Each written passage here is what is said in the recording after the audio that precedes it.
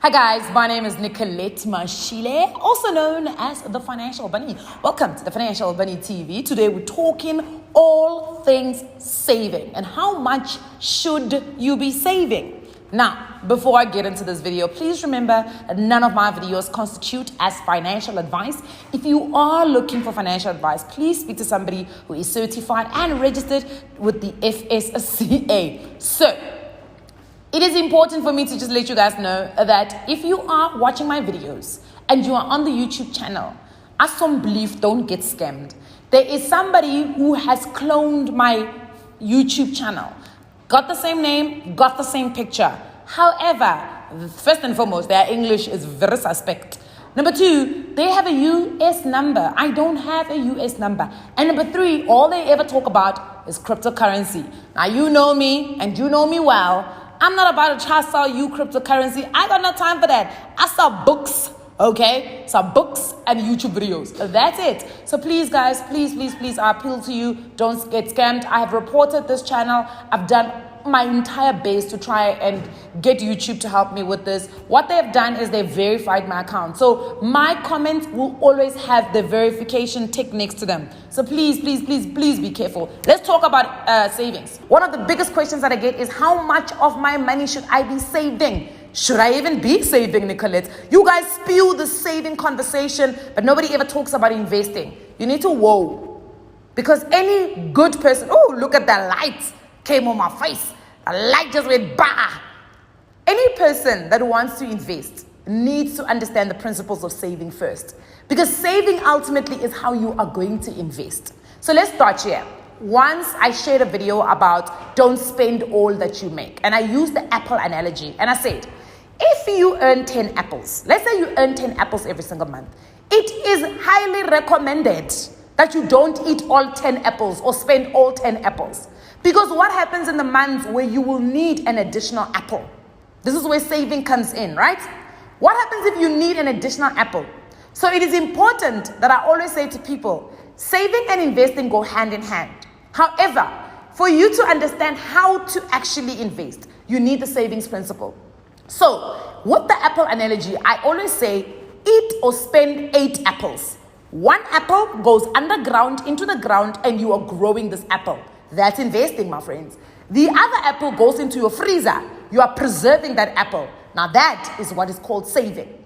So if anything happens in the future where you may need an additional apple, you don't go out and dig up your investments that are supposed to be given an opportunity to grow. Because an apple tree does not grow overnight, right? It takes time. But an apple in the freezer can be thawed overnight and you can use it immediately. And that is why it's so important to have both savings and investments. Now, if you step and repeat this every single month, you're only spending 8 apples, you're putting 1 into the ground and the 1 into the freezer. Every single month you are doing that. Let me tell you what happens. Let me tell you what the goal is that we're working towards. We are working towards a goal where you no longer have to work for 10 apples, where you can spend an hour of your day only making 1 apple. You can decide how many hours in a day you want to work because you now have some apples frozen, but you are currently or you are busy building your apple farm and you're waiting for harvest. So it's important to understand that. But then people say to me, okay, you are saying only put 1 apple underground and 1 apple in the freezer and spend the 8. Can I spend more? Or can I save more? Can I invest more? And I'm like, my friends, you can save as much as you want. For instance, I as Nicolette, because I'm an entrepreneur, I save 30%. So 30% gets split into half. 30% gets split into half. So 15 goes into savings and 15 goes into investments. I need to save and invest that huge amount of money because I am an entrepreneur. Hoppy Zico entrepreneurship. Let me tell you something. Entrepreneurship is not pop and flakes. It's not the milk of honey. It is not New York. Concrete jungles where dreams are No, it's not. You don't know, for instance, what is going to happen in the next season. People say, yeah, you got to put in processes, 80% automation, 20% you. And if you have processes, things should go and flow. No, my friends. Anything can happen in entrepreneurship. People can like your book, people don't like your book. People like your sneakers, people don't like your sneakers. People have money to spend on luxuries, people then don't. It's just what it is, man. Brands can like you this month and they can use you in all campaigns. Brands can get tired of your face and don't want to use you in campaigns. So it's not easy there by entrepreneurship, which is why it's important to also diversify how you make your money. But that's a conversation for another day. So I save 30% of my income. But for you to be able to determine how much you actually need to save and invest, it is important that you use the principle of goal-based saving and goal-based investing. Nobody in their right mind gets into their car and just starts driving just shoots. No, nobody. So why would you just want to save J? It is important to sit down and do the 3-term goal setting process. Short term, mid-term, long term. So you know exactly how much is expected from you. Because let me tell you something. For instance, if you say to yourself, I want to save for a trip to New York. A lot of people think, a trip to New York is so expensive. Funny enough, I always tell this story also about how a friend of mine wanted to spend his 26th birthday in New York City. He actually invited us to a dinner in a New York restaurant. Guys, the way he sent that invite, it was just like, let's go for dinner here. And people were like, wait. This address says something, Lower East Manhattan Avenue. Are you talking about the real New York? And he was like, for sure. But people had enough time. And the problem is that people assume it's so expensive to go somewhere. Of course it's expensive if you gotta push out that amount of money now, all in one chunk. But if you take up let's say for instance, right now, a return trip to New York apparently is 9K. I have not checked it, so this information is not verified. But let's say it's 9K. And let's talk about just the flight. Let's say somebody is going to accommodate you when you get to New York and you just need the 9,000 rand. When you look at it now, 9,000 rand is a bit steep for most average South Africans. It's a bit steep. Fair enough, right? However, if they say to you, you've got the next 12 months to save for 9,000 rand, at the end of the month, at the end of the year, we're going to New York City. It's not difficult anymore because now you look at it from how many months do I have? I've got 12 months. I need to save 9,000 rand. 9,000 divided by 9 months is 1,000 rand. Then you've got an additional 3 months to actually, it's 1,000 rand. You've got an additional 3 months to break that even further down. So in actual fact, you may even be saving less than 7.5. 750 rand. Maths. You could be saving every single month 750 rand for you to be able to buy yourself return flights to New York. So that's why it's important. And now you know exactly how much you're supposed to save.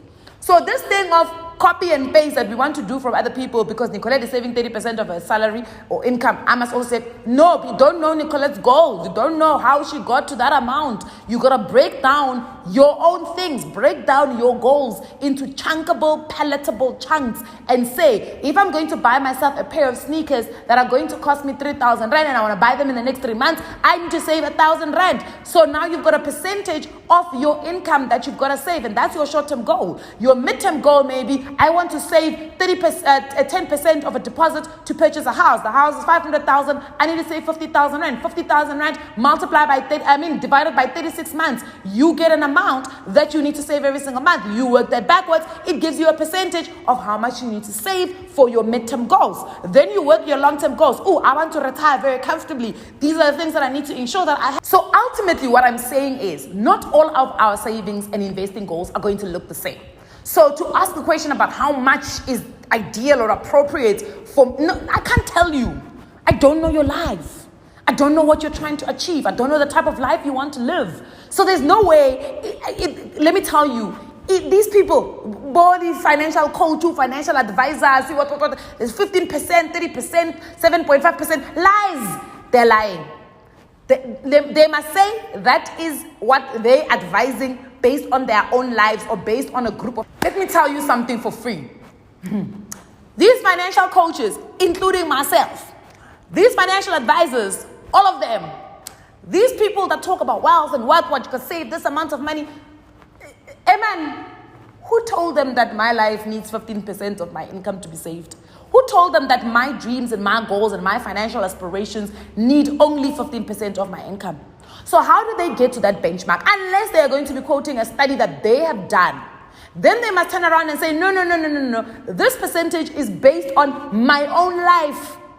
Or maybe a study that I've done, because it makes no sense for me for people to walk around and say, you need to save 30%, you need to save 15%, you need to save 10%, 12%. Based on what? On what? What are we talking about here? Do you know my financial goals? Do you know that I want to drive a private jet? Do you know that I want to go on an overseas working holiday every four months in the year? You don't know. So my thing is, even if you say it's on an average life, what is an average life? We don't earn the same. So the 15% of my income and 15% of somebody else's income could differ. My 15% could be that person's entire salary, or their 30% could be my entire annual salary. So how are we getting to this where we say to people, this is how much you should be saving, this is how much you should be investing? I think it's important that as people, we should understand that personal finance is personal. It is about you and your money and your finances. How much do you need? Now how much do you need? How much should you be putting away? Do you get what I'm saying? I think it's important, guys, because I think we get lost in all of these basic principles of personal finance or money management, that we think that there's a rule book that says you've got to do it this way, you've got to do it that way, No, you don't have to. Okay? You don't have to. What you need to do is to understand. Remember, we always talk about entrepreneurship, and we say entrepreneurship is about solving problems. You need to look in your life and say, what is potentially the problem? How big is this problem? So how much do I need to create as a contingency plan in case this problem happens? That's as simple as that. What are the things that I'm trying to achieve? What type of thing would solve the issues in my life? Okay, a private jet is going to solve the fact that I hate traffic and I hate driving on the ground with everybody else. So how much do I need to be able to access a private jet? Then I need to take that, work it backwards and say, when do I want this private jet? When do I want this problem of me driving on the ground with everybody else solved? Okay, it needs to take me the next 5 years. All right. How much is a private jet? Divide that now by 60 months and work out how much you need to save every single month. It's as simple as that, guys. So it's important that you don't get stuck in what other people say you should be doing. The principles, yes, they stay the same. They stay the same. Can't spend more than you make. Got to pay yourself first. All of that stays the same. However, the numbers and the statistics and how much and the how, now that's a different conversation. Even the how.